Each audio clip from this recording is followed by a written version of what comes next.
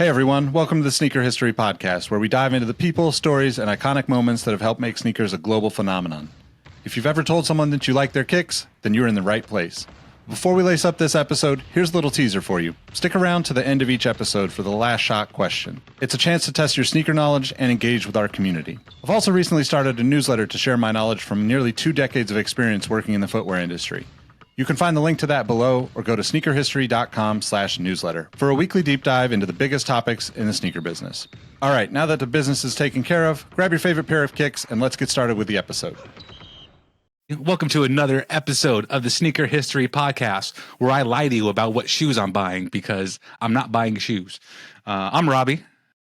He's Mike. He's Row. And we're here to have a good time. How you guys doing? Fantastic. I just need Friday to hurry up. I told someone at work today, I feel like Leo and Wolf of Wall Street trying to drag my way out to Friday right now, or to Saturday. Are you with the Quaaludes crawling to your car, and your car represents Monday through Friday it represents the Quaaludes, and then Saturday is the car. So okay, fair enough. Going through the muck of it all. Oh, well, if Mike is Leo, I'm probably Jonah Hill. I'm just ready to go. And I'll just do this the whole time. No, you're Matthew McConaughey. You're the OG in the game, so to speak. So, listeners, we hope you're having a great day too, whichever day you're catching this episode. Why don't we start off with some rockin' and coppin'? Since I'm an obvious liar, I'll go first. Listeners, we've now gone over 6 months without me buying one pair of shoes. Some shoes have shown up that's different, which still kind of stresses me out. A lot less shoes have come recently, and that actually makes me feel better. But I've been walking old shoes, and I got these in the pandemic, or around the pandemic. The Ivory Snake Air Force One, believe they're retroing again in the next coming weeks. There was a shock drop on sneakers also recently, but look at that beautiful toe box clowning. Call that clown footing, where just the toe starts puffing up. there it is. It just means you wear your Air Forces. And in my book, they can be creased as long as they're white. If they're still white, like crispy white, you're good. But dingies, we're not doing dingies. And when it comes to rocking, it's those coppin'. I do like the X-Men Reebok stuff, that Gambit joint. I know we don't like that kind of khaki color, brown khaki on a shoe. But rest in peace to my guy. That's spoilers if you've haven't been watching X-Men 97, but gotta rep Gambit. Those Reeboks are fire. That's what I would cop if I was copping, would be those. The hypothetical cop is what we call it. Hypothetical. The lying cop. The lying. He's not buying anything. All right, cool. I guess I'll go next. So rocking was one that I forgot I had, and I was like, I'm putting these out when I go bring my son to school this morning. It was going to be the Reebok and Adidas, the Instapump Fury Boost, which, we won't see anything like that again for a while probably. So super comfy. I love that shoe. My copping just showed up in the mail. It is the, shout out to On for this one because I technically didn't buy it either. So the Walt Good Cloud Runner 2, super, I think this one's probably more for the casual with that kind of, I don't know what color I want to call that, like taupe. I don't know. No, I can tell you straight up, the Cloud Runner is one of my 4 ons I rotate through a lot. So if that's the second version, that's a high quality running shoe right there. That's some high quality H2O. But yeah, no, I like it. This one, I like the colors. It looks like one I can just kind of throw on and do whatever in, and it's not, like you said, they're trying to push a lot of lifestyle versions of their shoes or get them more on feet of just casuals instead of just running. So I think this is definitely one that can do it. It's the Walt Good is the collaboration. So it's kind of like Jamaica and Los Angeles ties to the sneaker. I need a pair of those. Those are clean. Yeah, I like them a lot. Me, my rockin'. Oh, look at that. Look at shoe flip. This is why we're a visual medium. This is the Field General 82. I went back to back on consecutive rockin' and coppin' segments because I'm boring that way. But love the black and white. I think more colors are coming. Hopefully you guys find one that you like, but I'm very much about what I consider to be a Kendrick Lamar shoe, which is just all function, no flash. And if it allows me to dance like the gentleman that you see I think it's Joe Biden. They've made him a meme when it comes to him getting off Air Force One, and he's not like that, or he is like that. I don't know. But Kendrick won the beef. I'm happy for it. But as for my hypothetical top, you know what? I want to see the new Utos. I still haven't seen an image of them, but just going off the first one, I think they're not going to fumble the bag. So I'll go with that for my hypothetical copping. Well, Mike, why don't you go ahead and tell us a little bit about the Uto, and we'll pivot into what that is, and then more on the Nigel. Yeah. So if you guys were listening last week at Rohit, Nick, and I, we were talking about how just action sports have become almost like this, I guess, the new basketball for Nike, especially just making these really creative and really sought after collaborations or partnerships, whatever you want to call them. But Yuto's dunk that came out last year was super nice, really represented Tokyo with or Japan with the concrete, cherry blossoms, things of that nature. As soon as we got off the recording last week, they put out a sneak peek of next year's, or I guess next year, late this year's model. They're going to do another dunk. This was more olive color. No talk of the story or whatever, reason behind the color, but it's just a good looking shoe. This nice deep olive color. I think a little browns, little hints in there as well. But again, just talking to how they're making these great looking sneakers for these action sports stars, especially with the Olympics coming. It's just really, really cool to see. And then, like Rohit said, they didn't fumble the bag on the second one. So what do you guys think if you have seen it so far? Well, Rohit obviously likes the Udo, so he's all about that life. I am about that life. But what about you? I don't like him as much as that whatever that like white, red, and blue SB new skate shoe model was. Like the prototype brand new joint. I can't think of the name. Yeah. We can all see it in our head. Listener, yep. You probably have social media and can see it in your head too. But that's one of the more interesting Nike SB shoes or skateboarding shoes since the Air Chode. I don't think you can go wrong with a shoe that looks like that. Maybe it's the Chode too. We don't know these things. We are not educated. But the Uto, whatever, dunks in general, I bought way too many, way too fast. And that could be maybe why sneakers could or could not be boring, but I have zero interest to buy a pair of dunks when I have like 15 pairs of dunks back there. I'm in the minority of people who have 15 pairs of dunks and think I'm good at 15. Mostly people keep going after that, but I'm good. So the new joint is where I'm at. You going on your famous sneaker celibacy run, as I like to call it, you're very much the AC Green of this podcast right now. Yeah. What would be the shoe that would allow you to join the heathens that are your co-hosts right now? Would it be a dunk? Would it be a Jordan 3? It might be that all green Nigel 4 low or whatever they're calling. It's not. It looks like remastered. I think they call it the RM. Is it remastered? Yeah. Am I right on that one? Okay. Whatever it is, the 4 tooling I think is some of the most perfect tooling ever. The shape of the 4 is perfect. There's nothing wrong. I've never been like adverse to like, ooh, they're touching an original, like, they're updating a Jordan 4, updating a Jordan 1 or 2, whatever it might be. The 2.3 is different. F that shoe. That thing is ugly. But that's more like a Frankensteining of shoes. This is more of like a new take. This is more like Lisa Frankenstein, the movie from this year, than like Frankenstein. It's a new riff on it. This looks different, man. Like, I'm at the point now where like that Runner 2 Mike has, that interests me. A new looking Nigel, the new SB shoe. I mean, I'm not gonna lie, the DN has really, really grown on me. These new looking shoes, they're fun, they're interesting. So any of those might get me to break the mold, but I need to get Mike's PR guy on the line and get those. Yeah, I put you on an email, bro, man. You just look. Now you're friends. Yeah, you can, those Runner 2s are sick. But one last thing on for me. Fair enough. And speaking of green, I did a little more internet sleuthing, as I'm prone to do whenever you guys are waxing so poetic. Apparently, the new Uto shoe is called the asparagus. So take with that what you will. You like the vegetables. Yeah, like the vegetables. Clearly, he's about that life. And kids, if you're listening to this podcast, that's how you get ahead in life. Eating your asparagus, eating your vegetables. Because if anything, it doesn't make you boring. And speaking of boring, here's a segue.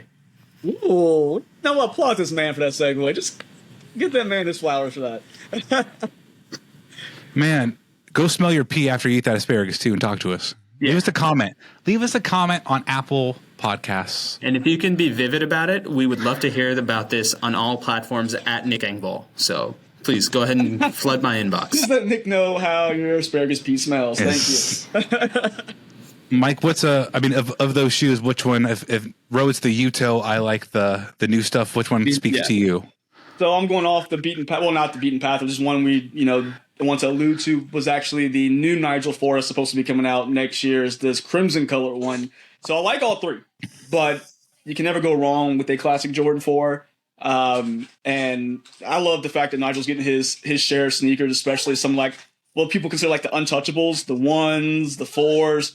Pretty awesome that he's getting his hands on those, especially like his unorthodox way of becoming a BMX star. So I like it, and I'll take any of the three, but I really do like the new, I guess, this red 4 rendering we have coming out so far. Mike, I'm happy you said unorthodox way of BMX because I don't want this to come off as shade because I don't mean it that way. I could never do what Nigel does on a bike publicly for his community, everything. I couldn't do it, but it is so weird. It's like those guys that would dunk on TNT sometimes, like the Shaq, like the Donkey Show. One of those guys becoming like a basketball, like as big as it's weird to say LeBron, but like in the respective sport, like the biggest in the sport without ever competing. Yeah. And there's nothing wrong with that. I'm not saying you have to compete for Nigel to be valid. But he literally just played the social media game right at the right time. I mean, so much so that, heck, I even got his coffee table book, which is super dope. Like all like his visuals and stuff like that. Like it was really like super dope, man. Like just, I don't know, just really made it to where you don't have to be in X Games and I have a little one yelling at me. That's okay. Here's a big one yelling at you. Yeah, Mike being summoned. Yeah. Being summoned because someone stole someone else's bottle. I mean, who amongst us has it was me. Bottle? I'm sorry. But I don't know, I just respect the hustle because it is one of those things. It's like it makes it almost more attainable as someone looking like on the outside looking in, like, hey, I can do it my way and figure this whole thing out and get noticed by Nike or fill in the blank, whatever brand wants to, give me the bag. I did it my way. So it's funny you say that, Rob, because I was thinking Fred Durst, Limp Bizkit, and you were clearly going Frank Sinatra with regards to my way. Fred and Frank, I can see how they get confused with one another. Yeah, you're very much the Frank, and I'm very much the Fred. This brings up a topic Mike broached, but it's been really popular in like just say Twitter and social media in general when it comes to sneakers. Are sneakers boring? Because we just had a pretty interesting conversation about like 2 new models and a Dunk and a Jordan 4. It's like old, new, mixed with old, mixed with new, new. It's a lot of like interesting stuff. At the same time, I'm just going to say it. Many OGs are like, this shit's boring now. You guys are killing it. I'm curious what the temperature in this pool is. Because I have thoughts on it. The reason for me, what people say is boring blows my mind. I've heard this a few times, and it's just, I don't understand it. Maybe because I'm not rich beyond reason and can just buy anything I want or have the means to go find anything I want at all times. But people are like, oh, because you can go on like StockX or you can go on Goat and you can save your money to buy this Grail. It's boring now. I'm like, that's the opposite for me. Now I know I can find it. I'm not, just because it feels like they can't have this exclusive item that is boring to them. Cool, I understand that for you, but the person who's like yearning for this particular product now has the means to get it. So, and it's easier to get. There's more product. There's more competition among brands making better things. I'm sorry, but it's the opposite of boring to me because as a consumer, as someone of the three of us, all of us have been into sneakers for X amount of time. And now we have this way of like, if I want it, I can get it, but I can make the decision not to buy it either. So options make life less boring to me. That's just my opinion. No, Mike, I completely agree. Variety is the spice of life, right? We were so conditioned as youth to kind of get in that vicious hamster wheel of, okay, here's a sneaker I see on Kicks. I'm going to save up my money for 7 months. I'm going to hopefully be able to buy it because it depends on how popular the sneaker is. And then as I buy it, I'll see the advertisement for the next sneaker I'm going to do, and it's a vicious cycle. Now, all of us are dinks or slightly worse off that, but there's nothing wrong with having kids. Let me make that PSA right now. But we do have that disposable income, And I like to think of this as a free market era because, to your point, Mike, a lot of the OGs that are complaining have been the ones that essentially, in my mind, are the people that they currently feel are what's wrong with sneakers, because they're the ones that are getting seeded these exclusive pairs. And now maybe they've gotten the hindsight, maybe they've just lost their status, whatever the case may be. It's always greener when you're on the other side of the grass. And I don't think that. I think it's more of a era for people like us who are not going to clamor for every general release. We get to be a little bit more selective. We get to be a little bit more curative in terms of our sneaker buying and sneaker wearing experiences. And it's kind of good that we don't get to buy every sneaker under the sun, because it makes us cherish what we have even more. And that's ultimately, to me, the pivot that we as sneakerheads make as we get older. It's not about the quantity. It's all about the quality and what it gives you in terms of the quality of life. Definitely. This isn't a direct, like, one-to-one example, but I mean, maybe you guys can probably agree with this. Growing up, I would watch Star Wars on VHS and then DVD, because we had both, over and over and over again. I loved Star Wars. Star Wars, big, literally up until like The Force Awakens. That turned me off so hard. I'm like, I've seen everything since. I've seen everything since, but I'm like, I remember clearly walking out of The Force Awakens in Portland and being like, damn, that's like this is done. Sneakers can be the same thing. I brought the anecdote to say our relationship with things we like change. Hopefully they change as we become older. Yeah. If you're literally stuck in the exact same situation taste wise as you were when you were 14, you're tripping. You got bigger life issues you need to address. But for the same reason why I've gone 6 months without buying shoes, my relationship with them aren't the same. Like I said, I have 15 pairs of Dunks back there. I probably have 8 pairs of Jordan 4s, 10 pairs of Jordan 1s. I'm at the point now of collecting in my life where I do not need another pair of Jordan 1s. I need a pair of Bread 1s. That's the only like one that I've always wanted that's eluded me. Never had a pair of Breads.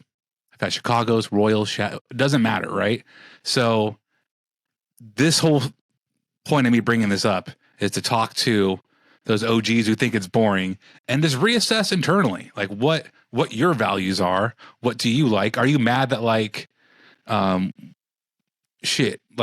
the West Indies Air Force Ones, that's a shoe that super flopped, but was a grail back in the day. Like, are you mad because that shoe came out and now your crumbling pair is worth even more than nothing because you sat on a pair of shoes till they crumbled?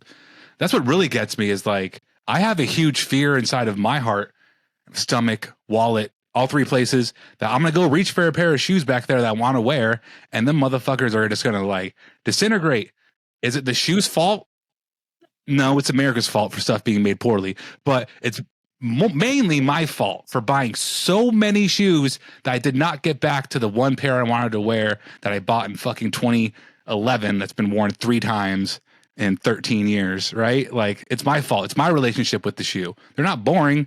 You've made it boring. Or, you know, tastemakers are inherently boring is my whole thesis on this, because there's a couple different things that, as Robbie was talking about, popped up in my mind. There is no greater feeling for me right now when I'm skimming through my collection and then I remember I have a pair. And that is exciting. That is literally the opposite of boring to me. I realized I had those Canon LeBron 9s just popped up, and I was like, those are great. Why do I not wear these more? And then as I kind of go through my cave or my storage locker or insert whatever collecting mechanism you use, listener, like, that's the inherent fun about being sneakers. Other thing that's really fun about sneakers right now, we'll use the Yudo example, right? I didn't know about the Yudo Dunk until 2 episodes ago. And now I'm scouring StockX. And it's easy for me in terms of the accessibility to buy, which is something both Mike and Robbie had mentioned. And it's one of those things that 15 years ago, I would have completely missed out on that because the marketplace options were very limited. It's very hard to pick up sneakers in the past because once they were gone, they were gone. And we don't have that lifeline like we do now with the likes of a GOAT or a StockX or insert your favorite brand here. So that's also inherently exciting to me. But I'm also one different person. So, me and Robbie kind of differentiate the spectrum on our dunk thing. When dunks were like really popular back when we were all in like middle school, high school, I had some pairs here and there, but in my region of the world where I lived, it was a smaller town, so I didn't get as many. A lot of those releases, I couldn't get my hands on them. And as like a middle school kid, my parents weren't going, hey, okay, let's go drive here and go drive here. It didn't make sense. That wasn't a culture thing at that time. It was like, hey, this is what we got. These are our options. Pick from this, right? And then we had the era where they were $5 at an outlet at one point. Cool. I picked up as many as I could there, wore them out. We got to 2020 where, good Lord, they were expensive as crap. I got none of them, right? And now we get to the point where we're coming on a downward trend again with things like the veneers releasing again, with things like the Ugly Duckling Pack, encompassing all of that. Ultramans that are still sitting. I'm in like dunk heaven because I love dunks. I'm never going to pay an exorbitant amount of money for something with just leather and a cup sole. There's no way. But now that they're just going to retail and less, sign me up. I'm going to buy as many as I can and wear them and use them until they fall apart because I love the shoe, but I was never going to be a part of that. All right, here's a UNLV dunk for $400. They can suck it. There's no way in the world. So I'm just like the happiest person alive. I can just go get these things when I want, when I have the disposable income to, because despite what people think about us doing this podcast and our different, avenues of sneaker media, we're not just buying shoes like every second. Like, I don't ever want people to think that. We are probably the most everyman people when it comes to sneakers because it's like, hey, we have disposable income or we saved for it. I can go get it now. That's how it works. And 2 of the 3 of us have human children, or 2 of the 4 of us have human children. The other 2 have animal children, so they got to take care of them too. And it's just, there's other things. They say the relationship changes. And just because you're not shelling out cash every 5 seconds doesn't mean anything. In fact, that's probably what made it boring for it because all you do is buy shoes. Like, there's other things we appreciate. Like behind me, I buy freaking toys all day long and gotta stop that. But yeah, is that one-armed future Gohan? He has both arms, so this is before he got his arm ripped off. But it is that future. It's the undershirt. It's a dead giveaway. Trunks, right? The history of Trunks. Yeah. Oh yeah, one of the best Dragon Ball movies, by the way. But yeah, to that same point, I used to be able to recite what was the villain of every Dragon Ball movie.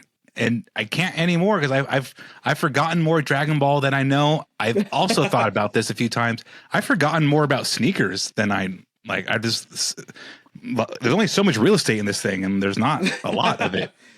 I'll tell you definitively. Here's another way of looking at it, other than just your taste changing. Think of almost any major athlete who's been at the top of his game. Let's think Derek Jeter, right? Won championships, MVPs. What award didn't he win? Once you start collecting all the things you've wanted since a kid, you're forced out of the league because you're getting old and yada yada. But you're also kind of mentally over it. You're just like, I've accomplished what I've come here to do. Many people don't get to accomplish what they seek to do professionally, in life, personally. It's hard to do. Mike brought up the UNLV dunks. I had Spartan dunks, Wolverine dunks, Run Rebel dunks, Iowa dunks, all these dunks I've wanted since a little kid. Now that I have them, I kind of look back at it like Derek Jeter probably looks back at his trophy wall. He's like, I did it my way. I had to get it one more chance to use that for no reason. One more.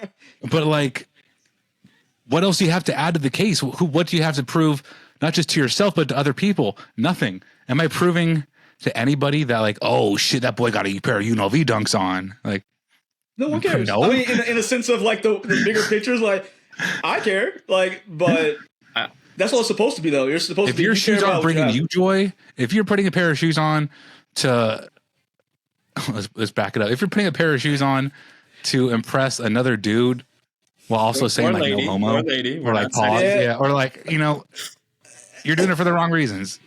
Dude, I get joy buying. So Britt has started she's kind of caught in a bug, and she hasn't collected sneakers before, but now she likes that stuff now. She's got involved in it.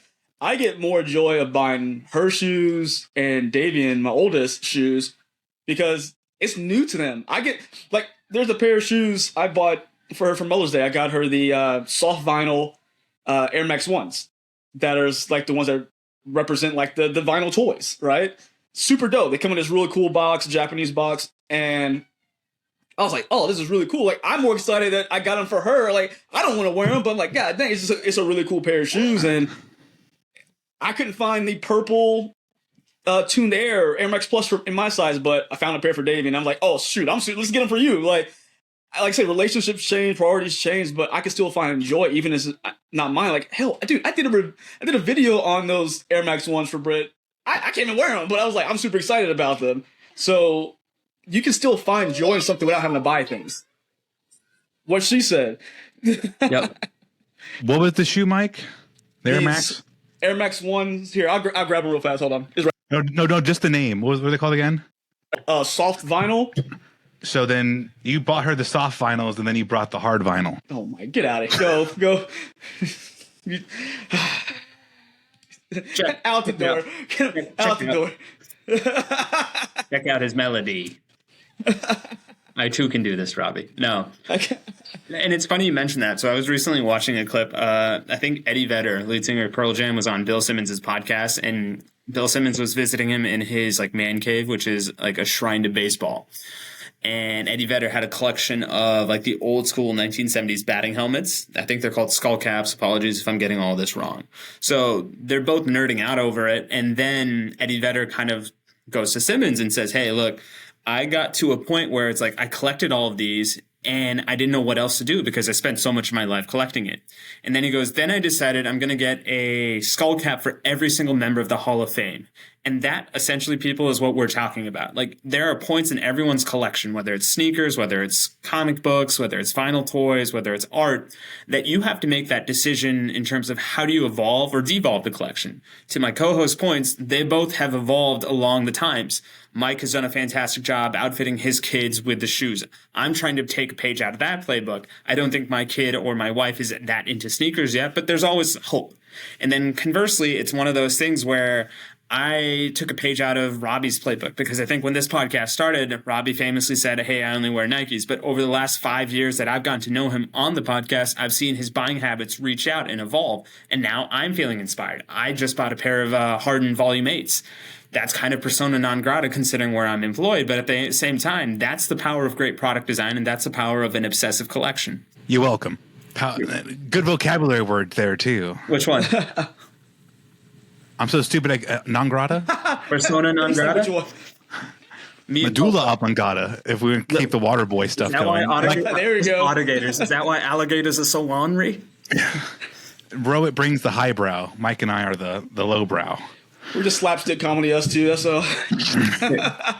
That's my highbrow. Hard vinyl, baby. Hard vinyl. Yeah, get out. Fleshlight. I knew it was going to come back. I was like, here, come on, Roy. He's going to circle back. So things are changing. And that's a good, if you're still stuck in the past, maybe get out of it. Who knows? If you're happy, though, who might tell you how to live?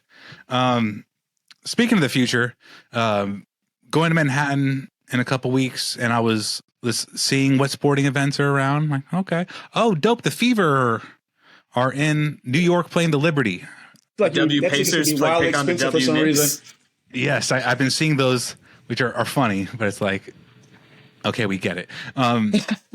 Anywho, the cheapest ticket to get into that Caitlin Clark game, $150. So for like the nosebleed of nosebleed is $150, which is literally the power of her.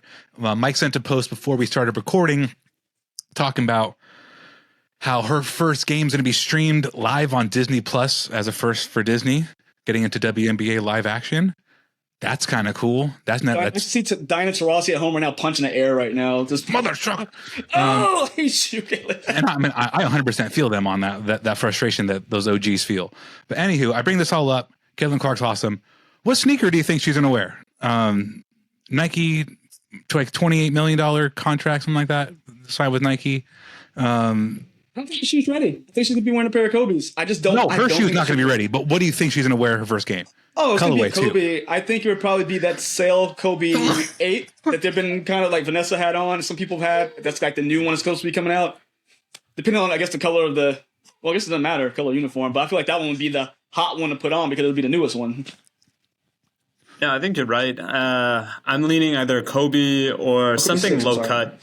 Maybe the HyperReact 2017 retro that they've secretly released with little to no fanfare. But it's going to be interesting because conversely, I'm also intrigued to see what does Sabrina wear that day, because that might be one of those transcendent dare I say, Magic v. Bird moments that the WNBA finally gets to have, not only in terms of the actual skill level on the court, but more importantly, the fan interest behind the game.